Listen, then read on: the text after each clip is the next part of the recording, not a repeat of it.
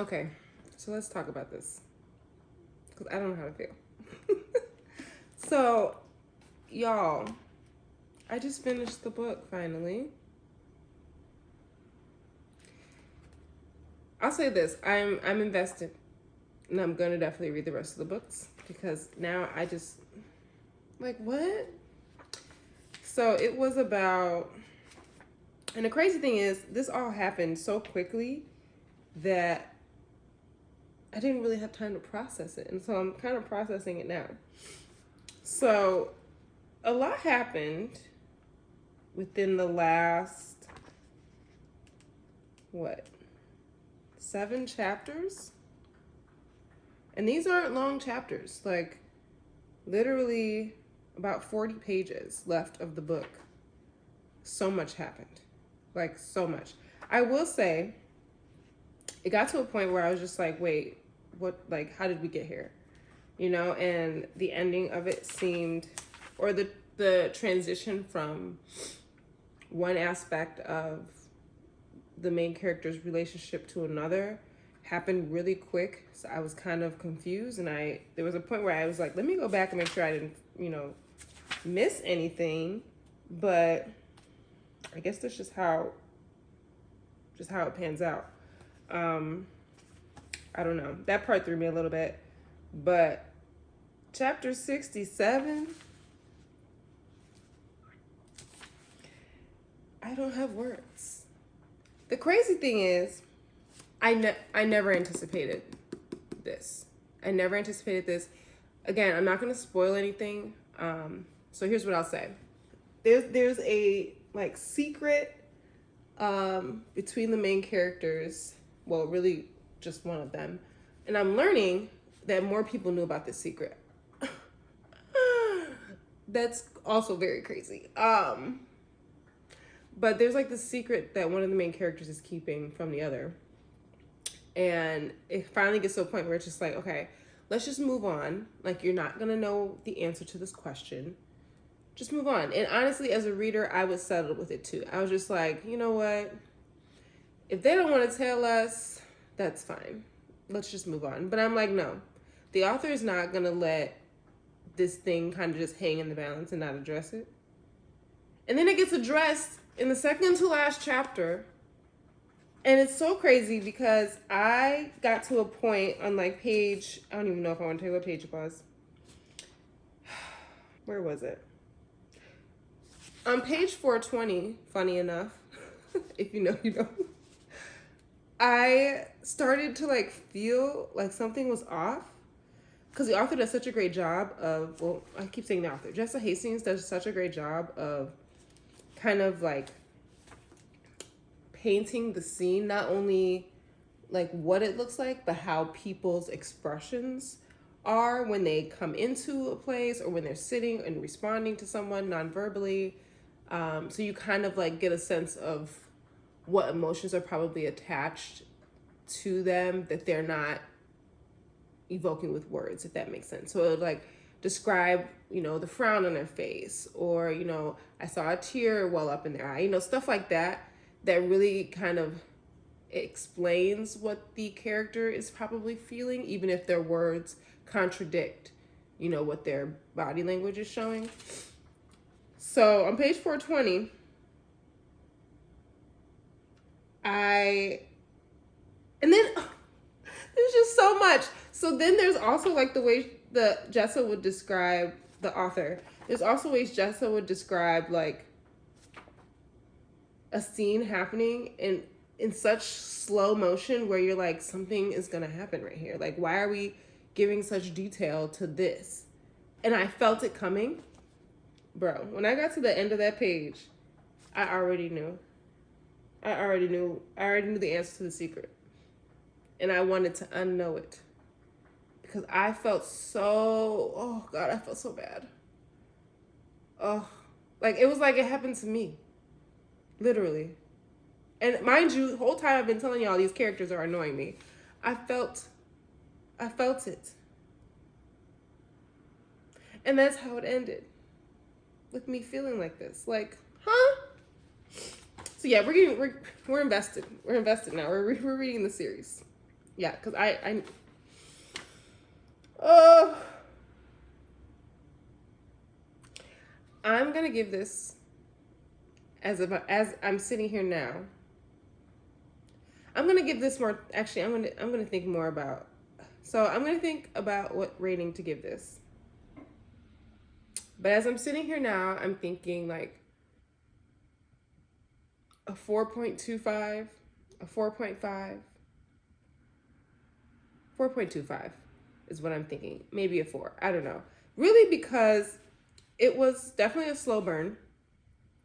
And I'm going to do a full review later. But why would you do that to me in the last 2 chapters? I feel like that's just not right. Anyways, we're done with this book. And so now we have to move on. But because this is on my mind now, and I have to know what happens next, I'm going to have to make a trip to the bookstore at some point this week or the next couple of days. Because what? But then the crazy thing is, this series flips perspectives by the book. So this was from the perspective of Magnolia and BJ.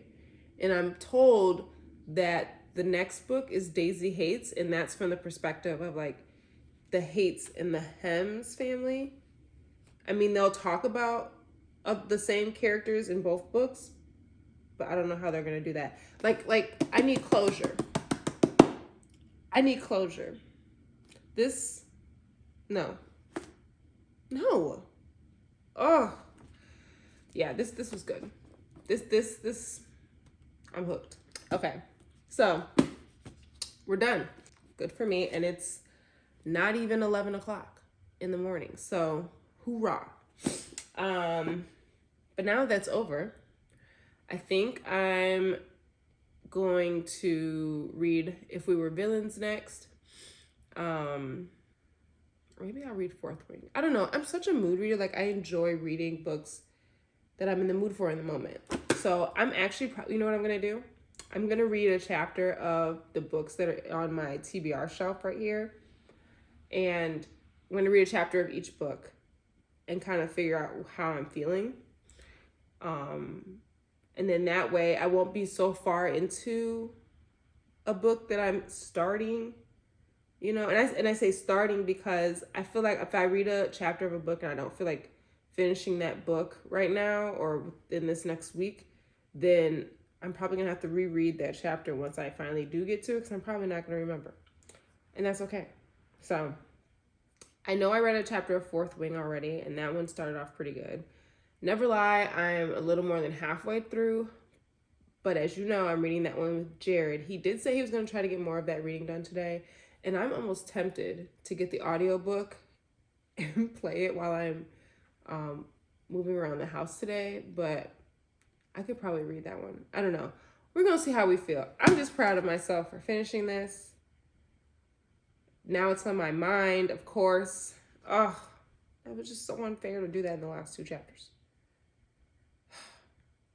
That's some good stuff right there.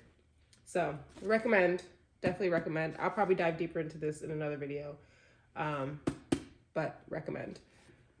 Okay, I'm going to get some work done at my desk, some editing and some work for my job because I have some projects I need to finish. So I took today off because I was just so exhausted this morning, and I realized that those 2 work from home days that I get during the week are so critical. And I know I've talked about this here before.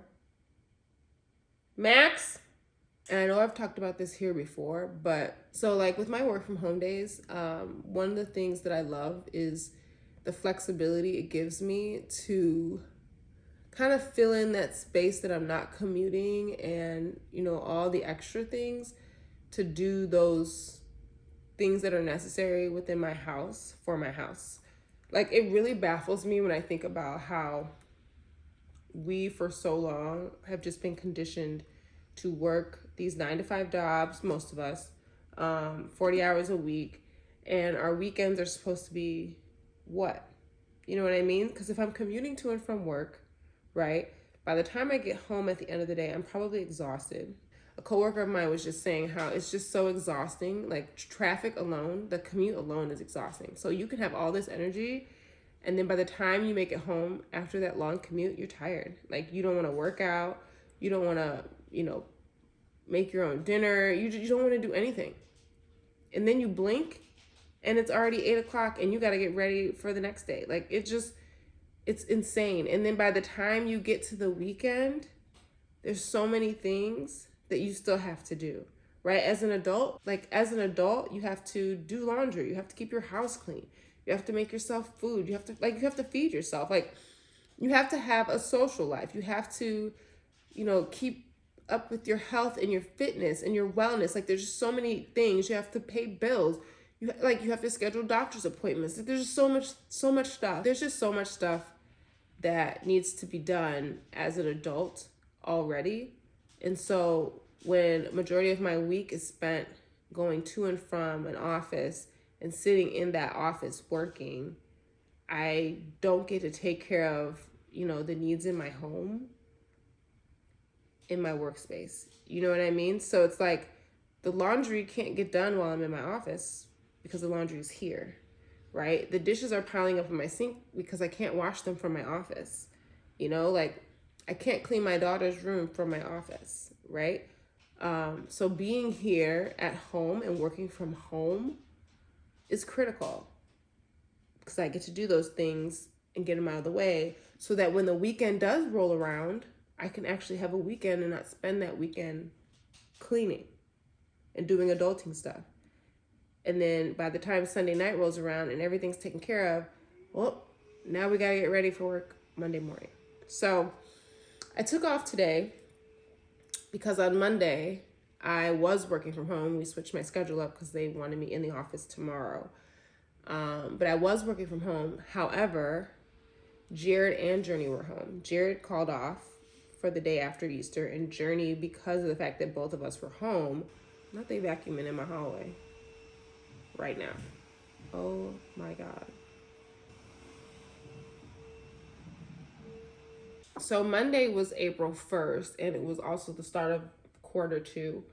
So I spent a lot of time this weekend and Monday, like really getting myself organized, revamping my productivity system and updating my journals and doing all the things. And I was working from home. And so I didn't really take time on Monday when I was working from home to get my house organized. And then when Tuesday came around, it was kind of some of the same thing, except I was trying to really hammer out this project that I'm finishing up today for work. So the house kind of just fell apart in the last few days. And so having today as another day to kind of just get myself back organized, get myself together, read, give myself some real time to myself was critical. So I took today off for that reason. I don't know.